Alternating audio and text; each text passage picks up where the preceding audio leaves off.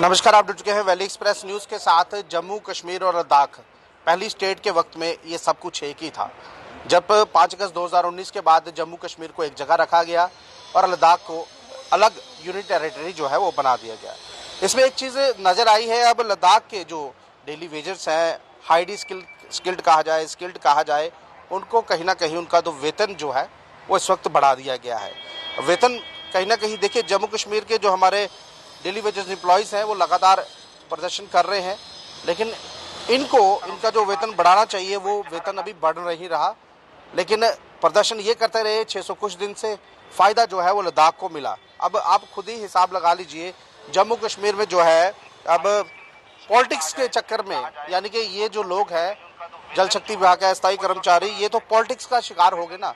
वो इसलिए बोल रहा हूँ क्योंकि लगातार प्रदर्शन ये करते रहे और फायदा जो है वो लद्दाख को दिया जा रहा है। अब चलिए ताज जी से पूछने की कोशिश करो। ताज जी, क्या लग रहा है, जिस हिसाब से आप लगातार प्रदर्शन कर रहे हैं कि 600 से अधिक दिन हो चुके हैं और लद्दाख को स्किल्ड या हाईली स्किल्ड कहा जाए, उनको कहीं ना कहीं उनका वेतन जो है इस वक्त बढ़ा दिया गया। जम्मू कश्मीर एक स्टेट हुआ करती थी पहले, अब लद्दाख को यूटी बना दिया। जम्मू कश्मीर भी यूनिट टेरिटरी है।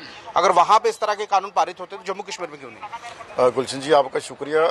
जो सवाल आपने किया कि उनका वेज इन्हांस या दिहाड़ी बढ़ाई गई है, ये उनका दूसरी बार हुआ और दूसरी बार हुआ। लेकिन हमारे यूटी को शायद डेली वेजरों की या कैजुअल लेबरों की फिक्र नहीं है। उनको सिर्फ बड़े बड़े टनल्स या बड़े बड़े रोडें, बड़े बड़े ब्रिजेस की है जिससे वाहवाही लूट रही हैं। डेली वेजर की थाली खाली है वो दिखाई नहीं देती। 637 दिन से हम कंटिन्यू प्रोटेस्ट कर रहे हैं और उसके पहले भी हम 2017-18 से कंटिन्यू प्रोटेस्ट में कभी बीच में प्रोटेस्ट बंद करते, सस्पेंड कर देते थे। और 11 नवंबर 2020 को एलजी साहब को हम मिले थे, तब एलजी साहब ने ये कहा था कि आपके जितने छोटे इश्यूज हैं वो एक हफ्ते के अंदर हल हो जाएंगे। हाँ, रेगुलर प्रोसेस आपका डीडीसी इलेक्शन के बाद स्टार्ट हो जाएगा और जो लोग बचेंगे उनको हम जल जीवन मिशन में पोस्टें निकाल के उनको हम उस खाते में डाल देंगे। आज जल जीवन मिशन भी तकरीबन शुरू होने वाला है और कल हमारा एक साथी सामा को बता रहा था, जल जीवन मिशन का जो आदमी आया उस प्रोजेक्ट में काम करने वाला, वह 3-3.5 लाख उसकी पे है। तो वहाँ पे एक लेडीज ने उठ के पूछा, उसका हस्बैंड पीएचई में डेली वेज, ने कहा जी 9,000 से क्या बनता है? तो वो सज्जन आगे से जवाब क्या देते हैं कि 9,000 बहुत बड़ी पे होती है, वेजेस होती है। केरला में 6,000 मिल रहा है, पता नहीं कहाँ कितना मिल रहा है। मतलब इनकी मेंटेलिटी आप समझिए कि ये बदवा मजदूरी जिंदा रखना चाहते हैं। हम लोगों ने जो अपने प्रण लिया हुआ है, हम SRO 64 जो 94 से पहले हम लोगों को दिया जाता था वो दिया जाए, या वेज इन्हांस जो SRO 520 में किया गया था वो, ये चीज़ें क्यों रोकी है? हमने हर एक चेयर से पूछा, चाहे हम चीफ सेक्रेटरी साहब पास गए, शालिनी काबरा साहब के पास गए। देखिए, बाकी डिपार्टमेंट में SRO 520 के बेनिफिट दे दिए गए, सिर्फ और सिर्फ PHE बचता। वो क्यों बचता? ये कौन सी साजिश के तहत रोका गया? वो लोग जो SRO 520 में जिनकी वेज इन्हांस की, वो किसके रिश्तेदार थे, कौन थे वो लोग? हमारे डिपार्टमेंट डेलिबरेटरी क्यों वेज इन्हांस क्यों नहीं की जा रही? अगर मेरा कोई साथी 94 से 95 में लगा हुआ है, आज उसकी 40,000 के करीब बननी वेजेस बननी थी, एक स्लैब बनी थी उसमें, 10 साल वाले को इतने, 15 साल वाले को इतने, 20 साल वाले को इतने। जी बाकी जी, आपको रोक रहा हूँ मैं। देखिए, पहले की जो सरकारें थी जो कर गई वो कर गई। 14 के बाद आपको पता है यहाँ इलेक्शन कोई नहीं हुई। भारतीय जनता पार्टी इंडायरेक्टली जो है पावर में है, सेंटर में भी है और जम्मू कश्मीर में भी है, क्योंकि डबल इंजन की सरकार इन्होंने कही थी। अगर डबल इंजन की सरकार इनकी चल रही है तो डबल इंजन की सरकार के माध्यम से आप लोगों का जो खून चूसा जा रहा है, पहले अंग्रेज चूसते थे, अब तो ये चूस रहे हैं ना। इंडायरेक्टली ये कहते हैं डबल इंजन सरकार है, हम बहुत कुछ दे रहे हैं, जम्मू कश्मीर की तरक्की हो गई है। उस तरक्की में डेली वेजर क्यों नहीं है? गुलशन जी, बात ऐसा है कि मेरे को लगता है हमारी गुहार आज तक एलजी साहब से रही है और आगे भी एलजी साहब से ही गुहार लगाएंगे, उनसे ही उम्मीद करेंगे। बाकी पॉलिटिकल पार्टियों का सिस्टम आप जानते हो, कोड ऑफ कंडक्ट, हम किसी के लिए ना अच्छा बोलते ना बुरा बोलते। हम सिर्फ अपने साथियों के आ रहे हैं, बढ़ चढ़ के इस लोकतंत्र के त्योहार में हिस्सा लीजिए। खुद अपने माँ बाप, अपने रिश्तेदार, अपने सभी साथियों निकालिए, गांव पड़ोस के सबको निकालिए और जबरदस्त वोटिंग कीजिए। आपका भविष्य किन लोगों के खाते में सुरक्षित है, किन लोगों ने आपके साथ अच्छा किया, किन बुरा किया, ये आप सब जानते हो। हमारी यही अपील रहेगी। हमारी अपील भी एलजी साहब से और दलील भी एलजी साहब से है कि हमारा कसूर बताया जाए। अगर हमारा छोटा भाई, जिसको ये छोटा भाई के ले लेता यूट्यूब कहते हैं, उसके माननीय लेफ्टिनेंट गवर्नर साहब या वहाँ पे वो सारा कुछ दिल्ली से ला रहे हैं, तो हमारे एलजी साहब भी कोशिश क्यों नहीं कर रहे हैं? पीछे 637 दिन से हम रोज उनको अपील कर, रोज गुहार लगा रहे हैं कि हम लोगों के बच्चे स्कूलों से निकाले जा रहे हैं। वहाँ पर जो एलजी है वो पॉलिटिकल नहीं है और यहाँ पर जो एलजी बनाया गया वो कहीं ना कहीं पॉलिटिकल पीछे से आ रहा है पॉलिटिकल, क्योंकि ये कहीं ना कहीं रेलवे मंत्री भी रह चुके हैं। जब जम्मू कश्मीर में इन्होंने पांव रखा तो ऐसा लग रहा है एलजी जो है सबकी बात सुनेंगे, लेकिन पॉलिटिकल तरीके से जो आपकी आवाज है वो यही दबाने की बात कर रहे हैं। क्योंकि यहाँ पर रैली हुई, ललकार रैली के बाद मोदी जी यहाँ पर आए, रैली हुई, उस रैली में जिसको सब कुछ पता था एलजी को, उन्होंने कुछ नहीं बताया उनको। देखिए, एलजी साहब की बात आप कर रहे हैं, बात उन्होंने हमारी सुनी जैसे बाकी लोगों को सुन रहे, सुन के उस बात को कितना माना वो आप सब जानते हो। एलजी साहब तमाम मीडिया चैनलों पे कहा जो लोग धरना प्रोटेस्ट कर रहे हैं हम इनकी मांगे जल्द हल करने जा रहे हैं, और बड़ी बार ये भी कहा कि पीएचई का डेली वेजेस रीढ़ की हड्डी है। लेकिन आज कहीं ना कहीं रीढ़ की हड्डी को तोड़ने का काम किया जाए। जैसे जल जीवन मिशन में ये जल मित्रों का एक नया सिस्टम अडॉप्ट किया जा रहा है। आप बताए पीडीडी को आपने कॉर्पोरेशन में किया, लेकिन पीडीडी का डेली वेजेस सबको रेगुलर प्रोसेस में लाया जा रहा है, उनका जो पुराना सिस्टम उसको लाया जाए। पीएचई में ये नए नए प्रोजेक्ट क्यों किए जाते हैं, हम खुद हैरान हैं। हम आने वाले दिनों में हमारी फाइनेंस सेक्टर से मीटिंग होने वाली है, आज भी हमने सेक्टर में फोन किया था। जीवन मिशन में दिल्ली से लोग पकड़ के बाहर से लाए जा रहे हैं। देखिए जिस तरह से उन्होंने कहा 9,000 आपके लिए बहुत ज्यादा है, वो तो 3 लाख कमाएगा, उसको क्या लेना है 9,000 से, क्योंकि वो तो टेंडर करके ठेका करके आया, क्योंकि कहीं ना कहीं उसमें भी इलेक्ट्रल बॉन्ड्स में उन्होंने भी फंडिंग की होगी ना उनको। देखिए, मैं फिर से आपको गुजारिश करूंगा, मैं पॉलिटिकल पार्टी किसी पे भी बयान नहीं दूंगा। हमें सिर्फ और सिर्फ एलजी साहब से उम्मीद है, अगर कोई अधिकारी जल जीवन मिशन का ये कहता है कि 9,000 बढ़िया, हम उस बात की निंदा करते हैं। उसने गलत कहा, 9,000 में वो आदमी खुद गुजारा करके दिखाए।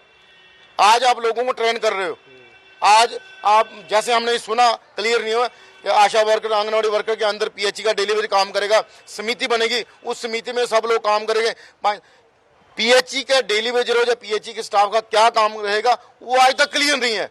हम लोगों ने सीधा स्पष्ट ये कहा है कि हमारा पेंडिंग, अगर गवर्नमेंट ने किसी से कुछ लेना हो विद इंटरेस्ट दिया जाता और उसके घर के बाहर ढोल बजाए जाते हैं, इसने सरकार का या बैंक का लोन लिया हो ये वापस नहीं कर रहा, हम किसी आगे ढोल बजाएं। एक चीज पूछूंगा, विपक्षी दल के बड़े नेता राहुल गांधी ने कल एक बयान दिया, उन्होंने ये कहा कि डेली वेजेस जो है कहीं ना कहीं उनका जो वेजेस है ना वो रोका गया है। उन्होंने सिर्फ आपके लिए नहीं कहा, पूरे देश के लोगों के लिए कहा। ये चीज कहीं ना कहीं भारतीय जनता पार्टी को खटक नहीं रही? अगर देना चाहती है तो दे देना, 2014 के बाद कहा दिया उन्होंने। देखिए, मैं फिर से कहूंगा, हमें यूटी में रहते हैं, यहाँ किसी पॉलिटिकल पार्टी फिलहाल सरकार नहीं है। हमें एलजी साहब से ही गुहार है कि एलजी साहब हमारे जन्म मसले को देखा जाए।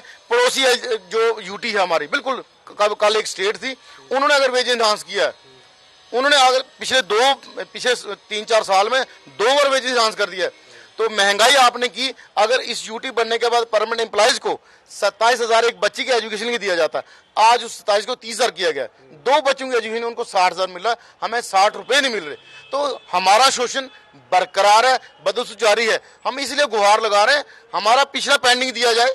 हमको रेगुलर किया है सर 64 का, हम कोई बड़ी डिमांड नहीं कर रहे, ना जी साहब ने कोई नया एसआरओ बनाने, कोई कोर्ट की लिटिगेशन इसमें नहीं है। वेज इनहांस एसआरओ 520 में किया गया था, वो लोगों को गुमराह करने का एक बहुत बड़ा तरीका है। गुलशन जी उसको पढ़ो, उसमें क्या लिखा पता, रेगुलर एंगेजमेंट, वो रेगुलर एंगेजमेंट है। एंगेज हम ऑलरेडी हैं, रेगुलर हम ऑलरेडी हैं, रेगुलर एंगेज ऑलरेडी हम हैं, हमारे तो उसमें वेज इनहांस थी। सिर्फ उसमें ये बेनिफिट थोड़ा सा था कि लोगों को इंश्योरेंस कवर था, थोड़ा एनपीएस की पेंशन थी, जो आज 60 साल होकर घर जा रहा है उसको कुछ ना कुछ मिल जाता। लेकिन 5 अगस्त 2019 के बाद ये सारी चीजें रोकी गई हैं, और तमाम हमने कोड ऑफ कंडक्ट से पहले तमाम पॉलिटिकल पार्टियों को रिक्वेस्ट की थी, सभी इकट्ठे होकर एलजी साहब के पास जाइए, लेकिन आप वो सिस्टम अपील हम नहीं कर सकते क्योंकि कोड ऑफ कंडक्ट लग चुका है। लेकिन हम अपना हक, जायज हक लेने के बदसूर हमारा प्रोटेस्ट कंटिन्यू रहेगा। बहरहाल देखिए, और भी व्यक्ति इनसे पूछता हूँ, सर आपको भी क्या लग रहा है कि अब तो कोड ऑफ कंडक्ट लग चुका है, मतलब कि जो आशा थी वो आशा की किरण कहीं ना कहीं डूबती हुई नजर आ रही है। देखिए, अब बजट के ऊपर इन्होंने, मोदी जी ने एक और शिकूका भारतीय जनता पार्टी ने छोड़ा है, हर महिला को 1,500 रुपया जो है वो देंगे ये, मैं यानी कि रसोई चलाने के लिए। क्या 1,500 से रसोई चल सकती है इसमें? बड़ा बड़ा शुक्रिया आपका।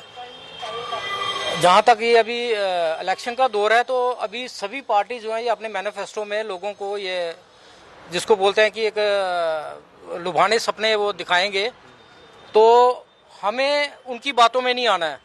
हमारी जो एजिटेशन है ये लगातार चल रही है, तो ये अब खत्म होने वाली नहीं है जब तक हमें हमारा हक नहीं मिलता है। तो दूसरे नंबर पर जहाँ रही मोदी जी की बात, तो मोदी जी ने तो ये भी बोला कि पूरा देश जो है वो मेरा परिवार है।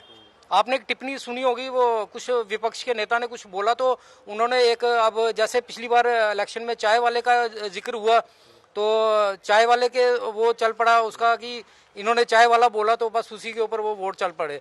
अब उन्होंने किसी परिवार के ऊपर टिप्पणी की उनकी, तो अब ये बोलते हैं पूरा देश मेरा परिवार है। लेकिन हम नहीं मानते, क्योंकि हमारा जम्मू कश्मीर का जो 61,000 डेली वेजर है वो क्या इस परिवार में नहीं आता है?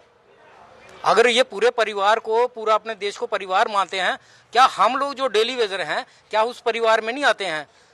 तो अगर हम नहीं आते हैं तो फिर हम नहीं मानते हैं कि ये अगर परिवार था, अगर परिवार है तो यहाँ पर जब मोदी जी आए थे तो अपने परिवार का नाम क्यों नहीं लिया? नाम ले लेते। वही तो मैं कह रहा हूँ कि इन लोगों ने हमारे साथ 2014 से लेके 2024 से दूसरी बार इलेक्शन आने वाली है, इन्होंने लोगों ने हमें पहली पुरानी सरकारों से भी ज्यादा ठगा। तीसरी बार इलेक्शन आने वाली है। तीसरी बार, तीसरा टर्म लेने तीसरा। तो ये है कि इन्होंने हमें जो पुरानी जो सरकारें थी ना उनसे भी ज्यादा ठगा। हमें इनके ऊपर बड़ी उम्मीदें थी, लेकिन अब देखो ना, हम गुहार लगा सकते हैं, एजिटेशन तो हम खत्म नहीं कर सकते क्योंकि हम अपने हक के लिए लड़ रहे हैं और हमें इसके लिए कोई नहीं रोक सकता। हमारा राइट है जो हम अपना राइट मांगेंगे और इसके लिए हमने तैयारी भी की है। अब चाहे हमें सुप्रीम कोर्ट तक लड़ाई लड़नी पड़े, हम सुप्रीम कोर्ट तक जाएंगे, क्योंकि इन्होंने SRO 520 को भी होल्ड किया है और SRO 64 को भी होल्ड करके रखा हुआ है। ये बोलते हैं कि ये SRO खत्म हो चुका है। अभी रिसेंटली ये SRO 64 के ऊपर आपको जानकारी होनी चाहिए कि 3 अपॉइंटमेंटें हो चुकी हैं 94 के बाद। वो उन्होंने केस जीता है और वो अपॉइंट हो चुके हैं और उनको पूरा एरियर मिला है और उनको पेंशन भी मिलेगी। मैं अपने भाइयों से कहना चाहता हूं, घबराने की कोई जरूरत नहीं है, हम फाइट कर रहे हैं और करते रहेंगे। ये हमारी लड़ाई चाहे कोर्ट के जरिए अगर इन लोगों ने हमें लेनी पड़े तो हम कोर्ट में भी जाने के लिए तैयार हैं, हम पीछे नहीं हटने वाले अभी। तो जी, मैं फिर जाते जाते आपसे एक सवाल पूछूंगा। जिस तरह से आपने ये बताया कि एक व्यक्ति जिसके लगभग सैलरी 3.5 लाख है, जो जिसको आपके लोग पूछ रहे हैं कि हमारी सैलरी कब बढ़ेगी या 9,000, उसने कहा बहुत सैलरी होती है। देखिए 370 के बाद कहीं ना कहीं अब बाहर से आना लोग शुरू हो गए ना, जिनको 3-3, 3.5 लाख सैलरी दी जाएगी। लेकिन हमारे जो अपने लोग हैं, जम्मू कश्मीर के जो लोग जिन्होंने पूरी लाइफ दे दी इस डिपार्टमेंट को, उनकी सैलरी बढ़ाने के लिए ना वक्त है और ना ही कहीं ना कहीं कोशिश की जा रही है। मैं यही कहना चाहता हूँ, जम्मू कश्मीर टोपोग्राफी पूरे देश से अलग है। यहाँ पे PHC का डेली वेजर है, उसी ने आज तक पहाड़ से लेके ग्राउंड तक हर जगह पानी पहुंचाने का और पानी की पाइप बिछाने का काम किया। आज माननीय प्रधानमंत्री जी जो जल जीवन मिशन का उनका एक बड़ा ड्रीम प्रोजेक्ट था, वो ड्रीम प्रोजेक्ट बगैर डेली वेजर के कैसे कामयाब होगा? और अगर कोई उस अधिकारी आके ट्रेनिंग देने के लिए नाम पे ये क्या, अगर उसको पब्लिक से पूछा जाता है कि 9,000 मेरा पति 9,000 ले रहा है, उसकी वेजेस कम है, तो वो कहता है नहीं जी 9,000 बहुत होती है। तो अगर बहुत है वो 3-3 लाख पे क्यों ले रहे हैं? वो 9,000 में गुजारा करके दिखाएं। बच्चे की एडमिशन कराने लगभग 20 से 25,000 रुपया सिर्फ एडमिशन फीस जाएगी। उसके बाद एनुअल चार्जेस आएगा 5200। उसके बाद उसकी जो फीस है per month 1500 per month fees जाएगी। प्राइवेट स्कूल की बात कर रहा हूँ। उसके लिए जो सरकारें हैं वो तो कुछ कम कर नहीं रही, लेकिन आपको 9,000 ये कह रही कि 9,000 बहुत ज्यादा है। यही हम कह रहे हैं। अब जो महीना शुरू हो गया ना, ये 20-22 मार्च के बाद देखना यहाँ डेली वेजर की संख्या बढ़नी शुरू हो जाएगी, क्योंकि अप्रैल तक ये सिस्टम चला। कारण क्या, डेली वेजर घर से भाग जाता है, बच्चे बीवी फैमिली का प्रेशर होता है कि बच्चों की एजुकेशन के लिए आप पैसे कहीं से भी लाओ, उसका पिछला जो बकाया स्कूल का जो पिछली पेंडिंग फी है वो दो, तो अगली क्लास में उसको एडमिशन मिलेगी। बच्चे भी हमारे साथ ही कहीं ना कहीं जलील होते हैं स्कूलों में। जब बच्चे को क्लास में सबके सामने खड़ा किया जाता है कि तेरी फी पेंडिंग है, तो नई क्लास में नहीं जा सकता, या पेरेंट्स मीटिंग में ये बोला जाता है कि आपके बच्चे के पीछे ड्यूज हैं, आप बताओ उस माँ पे, उस बाप पे, उस बच्चे पे क्या गुजरती है। लेकिन ये जो लोग जो हुक्म बैठे हुए हैं आज, ये वही लोग हैं जो वर्क फ्रॉम होम कर रहे थे कोविड में, और डेली वेजर ग्राउंड पे काम इसीलिए कर रहा है। वो शोषण इसीलिए बर्दाश्त करता है कि आज नहीं कल मेरा भविष्य खत्म हो गया, मेरे बच्चे का भविष्य ठीक होगा। ये आपको क्या लग रहा है इस वक्त, जिस हिसाब से 2014 के बाद मोदी साहब ने 1500 नौकरी इस रैली में दी है? देखिए 10 सालों में 1500 नौकरी कितनी बड़ी उपलब्धि की है मोदी सरकार ने, जबकि वो नौकरी 1 महीने में हमारे लोगों को मिला करती थी और लोग खुश हो चुके हैं। मोदी जी आए और 1500 नौकरी दे के चले गए 10 सालों में। देखिए, मैं आपको एक बात बताऊं कि जनता बहुत समझदार है। वो कौन सी अपॉइंटमेंट ऑर्डर थे ये आप मेरे से भलीभांति जानते हो। हम यही कहना चाहते हैं कि हमें हमारा हक क्यों नहीं दिया जा रहा। अगर PDD के लोगों को आप रेगुलाइज कर रहे हो, म्यूनसिपैलिटी के लोगों को रेगुलाइज कर रहे हो, PHC के डेली वेजर का क्या कसूर है, ये सारी बातें हम जानना चाहते हैं। और हमें ये उम्मीद है कि हमारे साथी उन लोगों से जरूर पूछेंगे जो वोट मांगने आएंगे कि हमारा क्या कसूर है। बहरहाल देख लीजिए, कहीं ना कहीं अब वोट का वक्त जो है वो पास आ रहा है और पीएचई को जल शक्ति विभाग का जो नाम है वो दे दिया गया। हर घर नल हर घर जल, ये प्रधानमंत्री साहब का सपना है और उस सपने को साकार करने वाले ये लोग हैं। लगातार पहाड़ियों पर दूर दराज इलाकों में पानी कौन पहुंचा रहा है? जल शक्ति विभाग के अस्थायी कर्मचारी। और प्रधानमंत्री साहब कहते हैं हर घर नल पहुंचेगा, हर घर जल पहुंचेगा और सबको जो है जल की सुविधा जो है वो दी जाएगी। लेकिन उनको सुविधा देने के लिए इनकी बलि क्यों चढ़ा रहे हैं आप? अगर लद्दाख में कहीं ना कहीं आप वेजेस बढ़ा सकते हैं तो जम्मू में क्यों नहीं? क्या जम्मू यहाँ पॉलिटिकल अखाड़ा बना के रखा है आपने? यहाँ एलजी साहब बैठे, एलजी साहब तक बात जाती है लेकिन वो बात मोदी साहब तक जो है वो नहीं पहुंचती। जम्मू कश्मीर भारतीय जनता पार्टी को सब कुछ पता है क्योंकि उनके पास एक ब्रह्मास्त्र है, वो है श्यामलाल शर्मा जी, जिनको सब कुछ पता है।